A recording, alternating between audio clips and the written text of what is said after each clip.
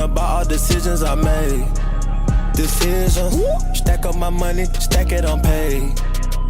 Benjamins, give a fuck by the hater, don't care what they say. I don't care. Stack up and pray, stack up and pray. Stack it up, stack it up, stack it up, stack it up, back it up, back it up, back it up. That's an 18 wheeler truck. And this is my documentary on how Goat Enterprises became. Just a little background information about myself. Just a PG County kid, grew up in the Largo, Maryland area, to be specific. And I went to school at Phyllis E. Woods Elementary School. And like at the time, elementary school basketball has just always been my passion. I always wanted to play basketball. I've been on a lot of teams, played with a lot of great players in life. And I just know I wanted to be an NBA player when, to start off at an early age. That's every kid's dream. I love to play basketball, so that was my dream. Phyllis C. Williams, we didn't have a basketball team till my 6th grade year. And 6th grade from there, like we were one of the best elementary school teams. You don't really hear that a lot. My name is Coach Smith. He came over and he started the first basketball team for Phyllis C. Williams. So I'm a part of the first ever basketball team for Phyllis C. Williams Elementary School. So at that time, basketball was always my favorite. So I always took it serious. I pushed my teammates hard in practice, and that was probably one of the best years of basketball in my life. In the early years, elementary school, we lost in the playoffs, and you could tell at that moment. I know that really hurt me, and I know I had a passion for the game when I was hurt.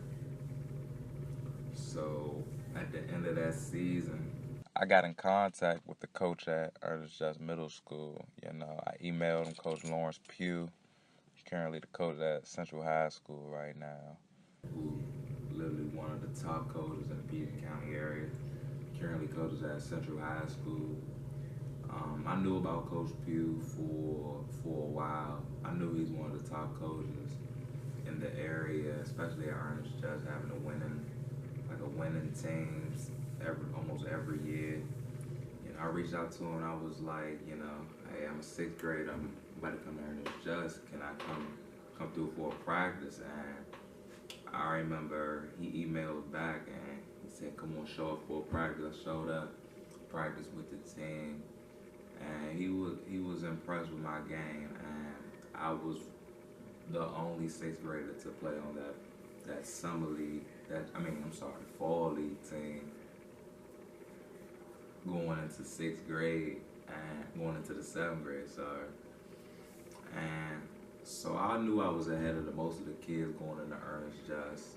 I knew the first year, 7th grade, those trials, I remember the whole gym was packed. Everybody knew Ernest Just was a winning program in PG County basketball from middle school.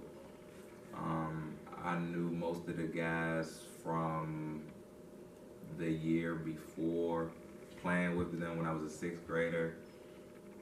But Coach Pugh told me straight up, he's one of the realest guys. He told me straight up, this is not gonna be easy, I'm not gonna pick you just because I know you, You gotta work hard, you gotta stand out in these trials, or he would be quick to cut you, even if he knew you. He was about winning. He's a winning attitude coach. And about him, he was probably one of the most toughest coaches I've ever had.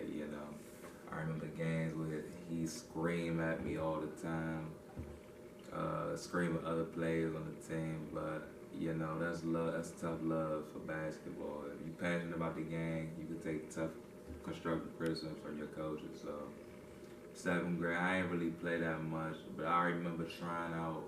We had 3 trials, tried out twice, and I came out that 3rd time. And I remember getting off the bus, friends came to me, it was like, yo, congratulations, congratulations. And I'm just like, what you talking about? And I went in by the cafeteria and I knew the basketball list would be posted. And it was posted, my name was the last name on the list, so I was excited to see that. And I knew it was a lot of 8th graders, so I knew I wouldn't even be playing that much. I knew I had to work hard to get ready for, that next season. I played with guys. I played with Chris. That squad with me, it was me, Chris Likes, University of Miami. We had Saba Williams, goes to William and Mary right now. Kyrie Walker, University of Delaware. Justice Hubbard. Chris Likes, University of Miami right now. Kyrie Walker actually been on that team with me, University of Delaware. Saba Williams, he goes to William and Mary. I had Justice Hubbard, Terrence Rozier, and then it was me. I was the fifth, 7th grader. So all of us, we pushed each other in practices. We played hard against the 8th graders to be the best. And I remember that 8th grade year, I was the man.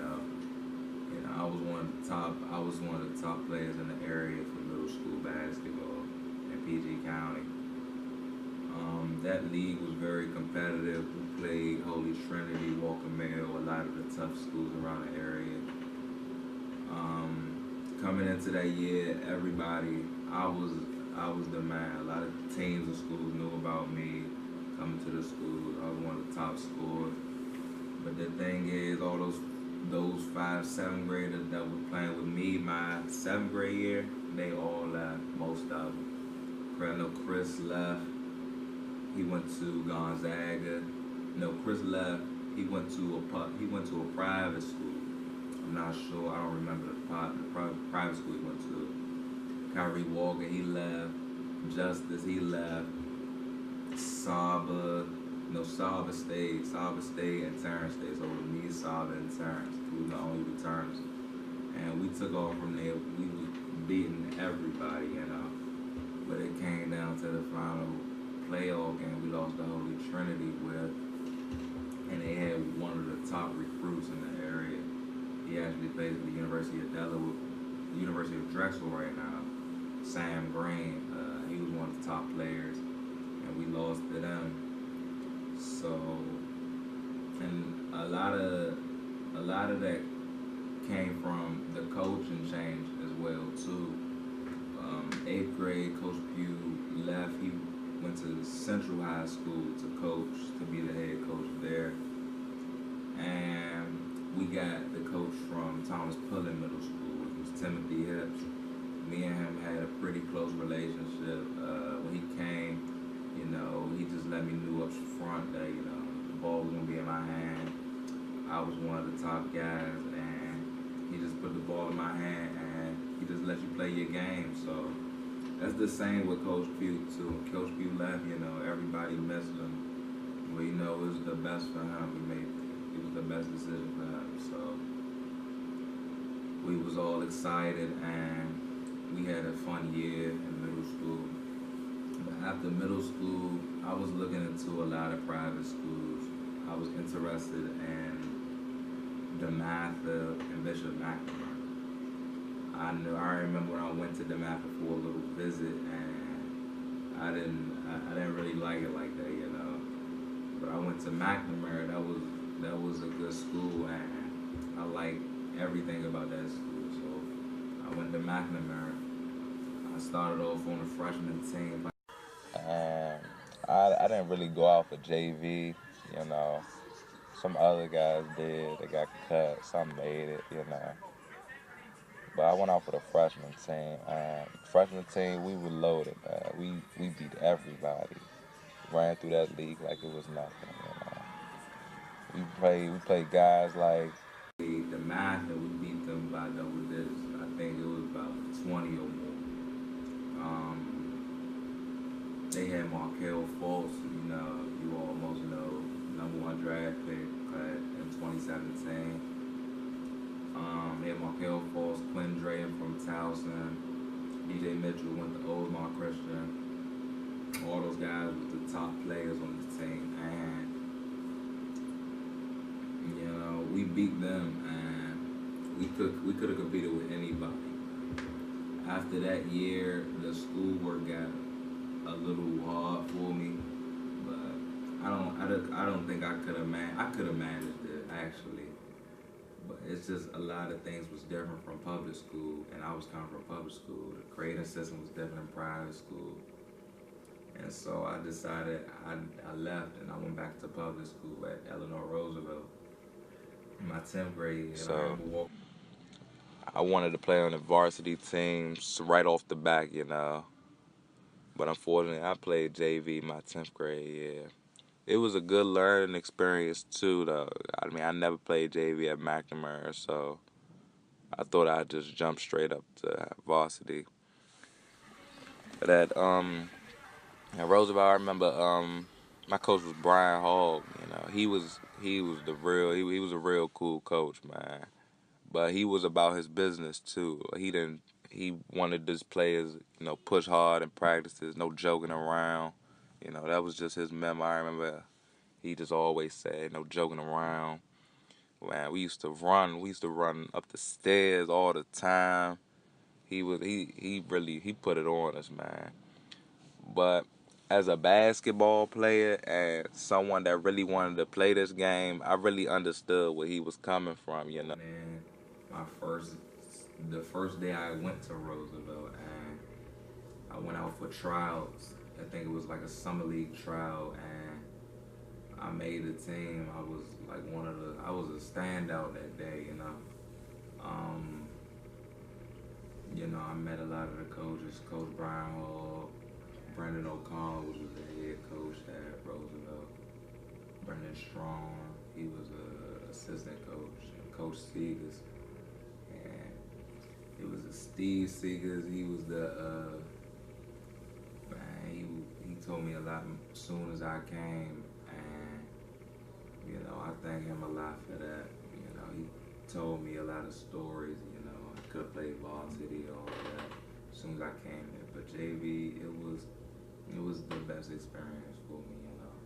A lot of kids think they can just shoot up the varsity. It's not like that. It's really not. So when I came to Roosevelt, I played JV, and we played DeMatha once again. I played DeMatha all 4 years of my high school. Went 1-3 against them. The only one I got was when I was at McNamara as a freshman. So that JV, they had Markel again, and Quentin, DJ, all those same guys. We played them. We lost to them. So that was that. And the JV year, we just ran through everybody in the county. Yeah, I think we lost 2 games though. We lost to Bowie and we lost to Wise, who was one of the top 10s in the area as well. Coach Hall, he was my man. He was a close coach of mine, and he always told me, be aggressive, and make plays for others, get a bucket. That was just his motto. Run a team. Show that you belong with varsity. So that's what I did. That my JV year. I was the top scorer, and I remember I got moved up toward the end of that year when JV season was over, and I remember in the locker room, a varsity game, watching all those guys crying, and they lost to Suland, which was a playoff game, his last game of the season. I remember being in that locker room and watching them just crying and all, and I was just thinking, that's why you gotta take every moment serious if you really love this basketball game. Cause the Suland guys, they came out aggressive, and I guess we just took them lightly, and they came out with the win. 11th grade year, I played varsity, and I think 11th grade year was the year where I really had to drop off of basketball, and I lost interest of it. This is how Goat Enterprise really started. How Goat Enterprise started for me, it started that soon as I came in, 10th grade year in class, I had a friend named William Barnett. He's still my current friend. He plays basketball at Capital Christian High School. And Capital Christian Academy, I'm sorry. And we just came up with the name. We just love going to basketball games, watching the games. But for me, it was just a matter of me covering the game, doing stories. And after I made the account, it wasn't big at all, It was just something to do. But I realized it really became something when followers actually grew. And we had class together. One of my close friends right now actually plays at Capital Christian Academy right now. And we was just, me and him always like going to games. We just go to like all the games in the DMV area and just watch games. But Goat Enterprise, this was gonna be our way of covering games. He'll go to a game, I go to a game. But other than that, it was really just me. I like going to games, covering games, because I grew up watching guys like in the media, like DMV Elite, Capital Hoops, Mark Stern, Marcus Helton, all those guys were guys I looked up to in the media. Capital Hoops, even playing the game, them recording me, I used to love watching, their videos. So I was trying to be like another media guy like them and trying to get my brand out to network for a future job, you feel me? So, Goat Enterprise, we just threw our names in our class and we was like, hey, Goat Enterprise. We started that page right there in class at that exact moment. We didn't have a logo. Start out with just like, I don't know, like a couple followers. Not a lot of people follow us back, It's probably like some kid fooling around. But I remember DJ William actually, he let me meet his friend, William Fairfax, who was actually one of the brightest, smartest dudes I know, And he made the logo for me. And he put the logo in, and when the logo came, we just went to cover more games. They go somewhere, I go somewhere, and we cover the game. And that's how followers all came, got attracted on the media base. They was on Twitter. They saw us like, somebody they covering this game, all that. So like another DMV League Capital Hoops, Marcus Helton, Mark Stern, those were guys I grew up watching in the media world. So that's just my story on how we started Goat Enterprise. But right now, I haven't talked to these guys in a while, so I know William is going bright with his future in college. I know DJ, he's working towards going to college, playing Division I, Division II, whatever basketball he wants to play in college. But he's at Capital Christian right now, finishing up his last year. And right now it's just me with the Goat Enterprise.